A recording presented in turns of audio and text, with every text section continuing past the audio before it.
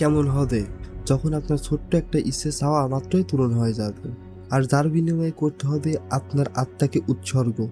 ব্যাপারটা এমন যে আপনার ভালোবাসার মানুষটাকে প্রতি মুহূর্তে কাছে পাওয়ার মতো।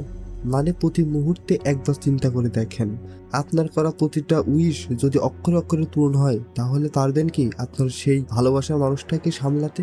এটাকেই বলে অবজেশন। এটা কোনো হরর সিনেমা না, কিন্তু এই পাগলামিটা এতটা ভয়ঙ্কর যে ভালোবাসার ভূত নিমিষেই আপনার মাথা থেকে নেমে যাবে।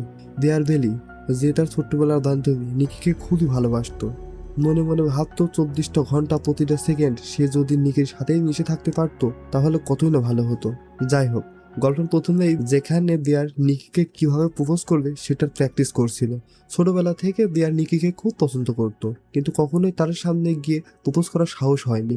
পাশে থাকা বিয়ারের বন্ধু ল্যাম বলে ওঠে, দেখ ভাই, এত ঘাবড়ানোর কিছু নেই, তুই সোজাসুজি গিয়ে নিকিকে বল আমি তোমাকে ভালোবাসি, দেখবি নিকি রাজি হয়ে যাবে।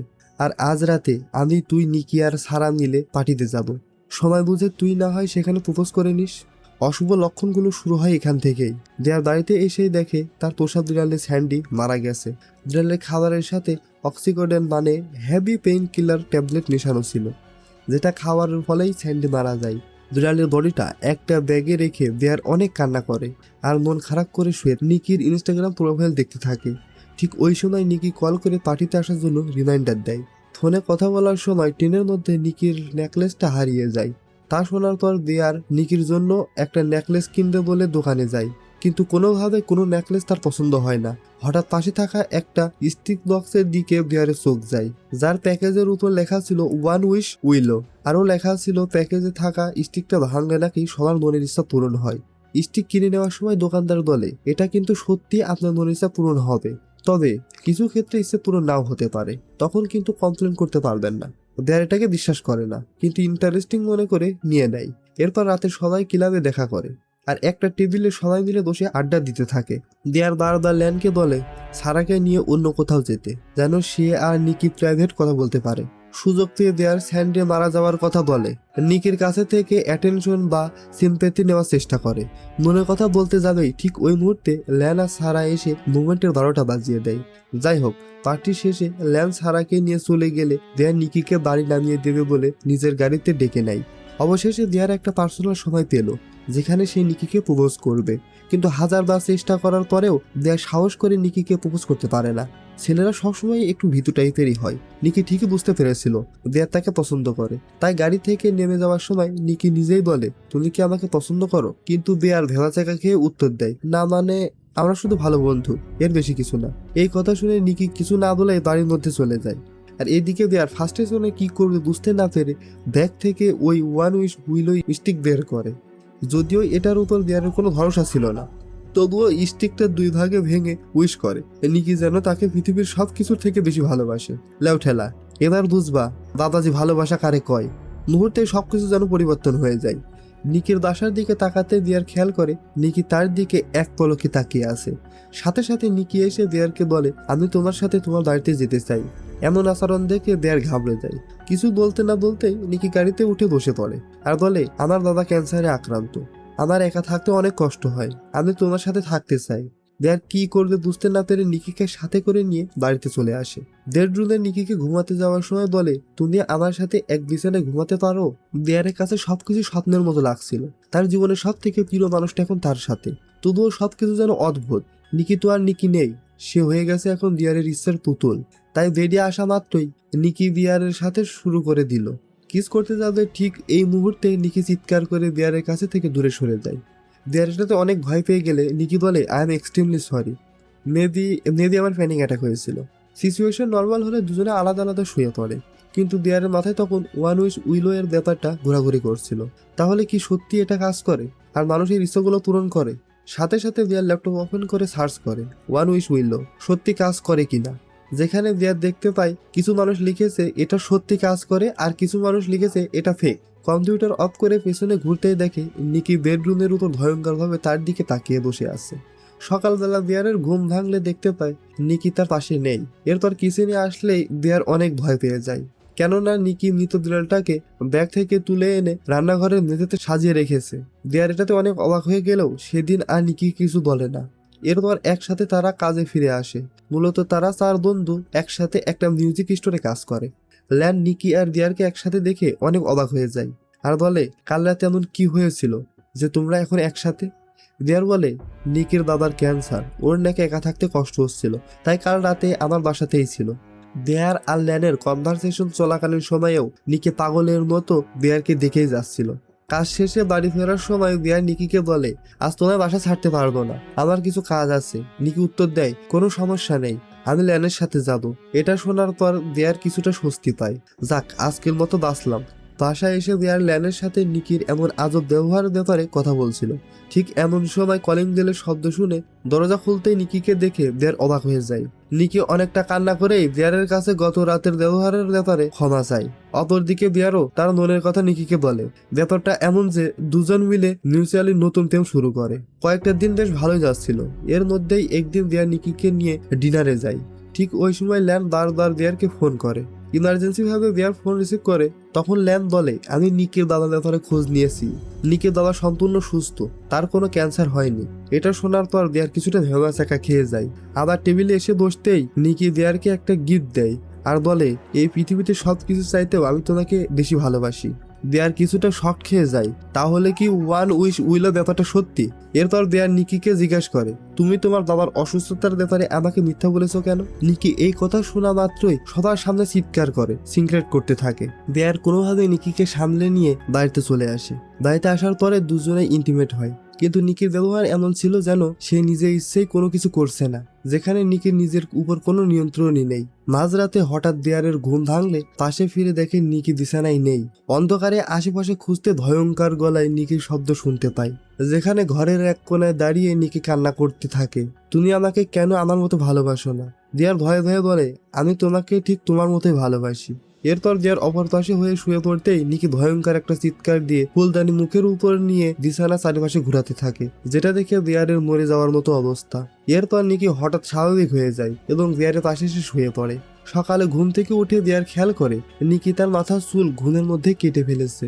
কিছুটা রাগ নিয়ে দেয়ার নিকিকে বলে, তুমি কেন আমার মাথার চুল কেটেছো? নিকি অনেকটা ইনোসেন্ট হয়ে ডাইরেক্ট দেয়ারের কাছে ক্ষমা চায় আর কেমন অদ্ভুত ভঙ্গি করে দেয়ারের দিকে তাকিয়ে হাসতে থাকে। ওই দিকে নিকির ডে অফ ছিল। দেয়ার কাজে যাওয়ার জন্য বাইরে যাবেই ঠিক ওই মুহূর্তে খেয়াল করে পুরো দরজার টেপ দিয়ে সিল করে দিয়েছে নিকি, যেন দেয়ার কাজে যেতে না পারে। দেয়ার অনেকটা কষ্ট করে দরজা খুলে স্টোরে চলে যায়, যেখানে নিকি দেয়ারের দিকে তাকিয়ে সেই আগের মতোই অদ্ভুত ভাবে হাসতে থাকে। নিকি ঠিক ওইখানে দাঁড়িয়ে থেকে হিজু করে দেয়, কিন্তু তখনও তার মুখে সেই অদ্ভুত হাসি যেন লেগেই আছে। লাঞ্চ টাইমে দেয়ার নিকির দেওয়া লাঞ্চ খাওয়া শুরু করে। পাশে থাকা সারা দেয়ারকে বলে, মনে হয় তোমার খাবার থেকে দুর্গন্ধ আসছে। তখন টিফিন বক্সের উপর নিকির দেওয়া নোট দেখে বুঝতে পারে নিকি ওই মৃত বিড়ালের মাংস দিয়ে স্যান্ডউইচ বানিয়ে দিয়েছে। এটা বুঝতে পেরে দেয়ার তৎক্ষণাৎ বমি করে দেয়। কাজ শেষে ল্যান আর দেয়ার একসাথে বাড়ি ফেরার জন্য রওনা দেয়, যেখানে ল্যান দেয়ারকে একটা পার্টিতে আসার জন্য ইনভাইট করে আর এটাও বলে যে সে যেন নিকিকে না নিয়ে আসে, কেননা নিকি আজকাল একটু বেশি অদ্ভুত আচরণ করছে। এটা বললে ল্যান চলে যায়। খানিক পরে দেয়ারের নজর পড়ে ওই ওয়ান উইশ উইলো এর প্যাকেজের দিকে। প্যাকেটটা দেখে দেয়ারের সাথে ঘটে যাওয়া ওই কয়েকদিনের অস্বাভাবিক ঘটনা আর নিকির এমন অদ্ভুত আচরণের কথা মনে পড়ে যায়। প্যাকেটে থাকা কাস্টমার কেয়ারের নাম্বারে দেয়ার কল দেয় আর বলে, আমার সাথে কয়েকদিন হলো খুব অস্বাভাবিক ঘটনা ঘটছে, আমি কি আমার উইশ ফিরিয়ে নিতে পারবো কিনা? অপর পাশ থেকে কাস্টমার এজেন্ট বলে, আপনার উইশ কখনোই ফিরিয়ে নেওয়া সম্ভব না, আর যদি এই উইশের পিছু ছাড়তে চান তাহলে আপনার সেটা হবে মৃত্যু। এটা শুনে দেয়ার অনেক ঘাবড়ে যায়। তখন অপর পাশ থেকে আসল নিকির ভয়ঙ্কর আর্তনাদ শুনে দেয়ার অনেক ভয় পেয়ে ফোন কেটে দেয়। ভয়ের শেষটা অবশ্যই এখানে শেষ হলে ভালো হতো, কিন্তু আরো ভয়ঙ্কর কিছু অপেক্ষা করছিল দেয়ারের জন্য। দেয়ার ঘরে ঢুকতেই দেখে নিকি সকালে যেখানে দাঁড়িয়েছিল ঠিক ওই জায়গাটাই দাঁড়িয়ে আছে আর তার জন্য অপেক্ষা করছে, যেখানে নিকির পুরো শরীর পটি আর ইউরিন দিয়ে মাখানো ছিল। দেয়ার তাড়াঘড়ি করে নিকিকে ওয়াশরুমে পাঠিয়ে দেয় ফ্রেশ হওয়ার জন্য। দরজার এপাশ থেকে দেয়ার নিকিকে বলে, আজ রাতে ল্যান্ডের ঘরে পার্টি আছে, সে সেখানে একাই যাবে। নিকি এটা শোনা মাত্রই বাথরুমের মধ্যে থেকে অদ্ভুত ভাবে চিৎকার করতে থাকে। কোনো উপায় না দেখে দেয়ার নিকিকেও সাথে করে পার্টিতে নিয়ে যায়। ল্যান নিকিকে দেখে অনেক বিরক্ত হয়, কি আর করবে, মুখের উপর তার বলতে পারে না। এর মধ্যে বন্ধুরা মিলে একটা গেম খেলা শুরু করে, যেখানে বেয়ারকে সারার পাশে গিয়ে বসতে বলা হয়। এটা দেখে নিকি অদ্ভুত ভাবে হাসতে থাকে আর যেটা দেখে পার্টিতে সবাই অনেক অবাক হয়ে যায়। এরপর দিয়ার একটা অপশন চুজ করে যেখানে লেখা ছিল বা পাশে যে বসে আছে তাকে কিস করতে হবে, যেখানে সারা দিয়ারের পাশে বসে আছে। এটা শোনা মাত্রই নিকি উঠে দাঁড়ায় আর বিরক্তি ভঙ্গিতে সারাকে চেয়ার থেকে টেনে সরিয়ে দেয়, নিজেই সেখানে গিয়ে বসে পড়ে এবং দিয়ারকে কিস করে। এরপর খানিকটা সময় সবকিছু স্বাভাবিক ঘটছিল, কিন্তু খানিক পরেই নিকি পাশে থাকা একটা বিয়ার বোতল নিয়ে নিজেই মাথায় আঘাত করে। এমন অবস্থায় পার্টির মোটামুটি 11টা বেজে যায়। দেয়ার সাথে সাথে নিকিকে নিয়ে হসপিটালে চলে যায়, কিন্তু হসপিটালে ট্রিটমেন্ট না করে ডাইরেক্ট বাসায় চলে আসে। দিয়ার এবার অনেকটা বিরক্ত হয়ে নিকিকে বলে সে কেন এমন করলো। তখন নিকি বলে সারার প্রতি আমার অনেক জেলাস ফিল হচ্ছিল, আমার কেন জানি মনে হয় সারা তোমাকে ভালোবাসে। এরপর দিয়ার নিকিকে বলে তুমি কি আমাকে সত্যি ভালোবাসো। নিকি আবার এই অদ্ভুত হাসি দিয়ে বলে আমি তোমাকে পৃথিবীর সবকিছু চাইতেও বেশি ভালোবাসি। তখন দিয়ার বলে আমি চাই তুমি আগের নিকি হয়ে যাও, যেমনটা আমার ছোটবেলার বন্ধু ছিল।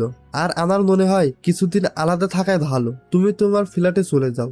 এই কথা শোনা মাত্রই নিকি অদ্ভুত ভাবে কান্না করে দেয় আর বলে আমি আগের নিকি হতে পারবো না, কিন্তু আমি তোমাকে অনেক ভালোবাসি, আমি চাই তুমিও আমাকে আমার মতোই ভালোবাসো। এটা বলেই নিকি অনেক ভয়ানক আচরণ করতে থাকে। দেয়ার অনেক ভয় পেয়ে যায়। তখন নিকি বলে ভয় পেও না, আমি তোমাকে কোনোভাবে ক্ষতি করব না, কেননা আমি তোমাকে অনেক ভালোবাসি।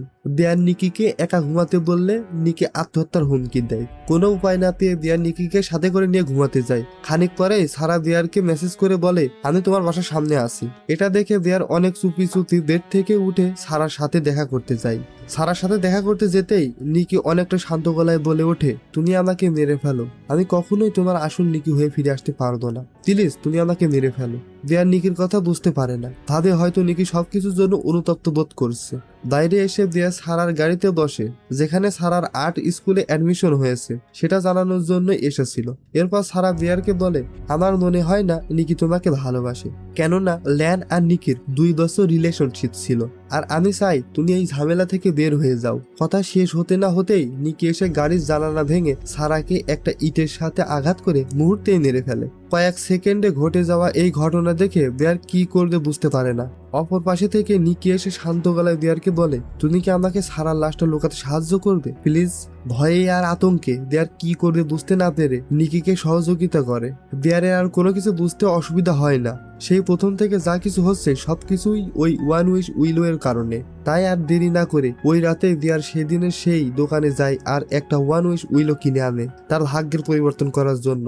তখন দোকানদার বলে এটা কখনোই সম্ভব নয়, তুমি এখানে একবারই উইশ করতে পারবে, তবে কেউ যদি তোমার হয়ে উইশ করে দেয় তাহলে তোমার ভাগ্য পরিবর্তন হতে পারে।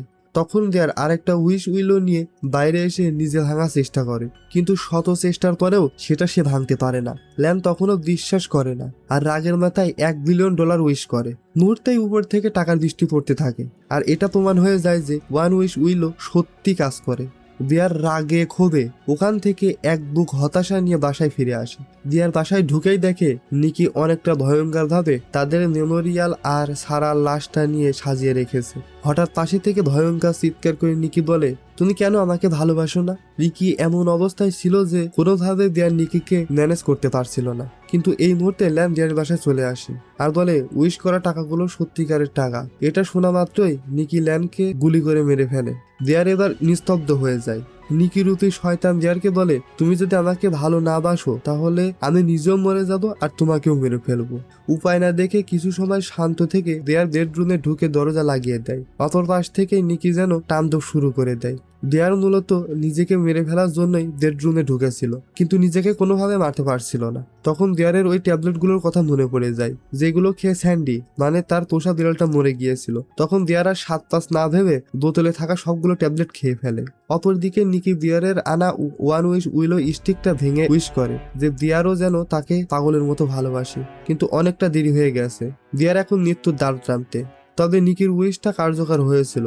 দিয়ারের মধ্যেও ঠিক তেমনই অবজেকশন দেখেছিলাম যেমনটা নিকির দিয়ারের প্রতি ছিল। এর মানে হলো এখন তারা দুজনে পাগলের মতো ভালোবাসে। নিকি দিয়ার একে অপরকে জড়িয়ে ধরে চুমু দিতে থাকে যেন তারা স্বর্গীয় সুখ অনুভব করছিল, কিন্তু ওই মুহূর্তটা বেশিক্ষণ স্থায়ী হয় না। ট্যাবলেটের সাইড ইফেক্টের কারণে দিয়ার মুহূর্তে মাটিতে লুটিয়ে পড়ে। নিকি চিৎকার করে কান্না করতে থাকে।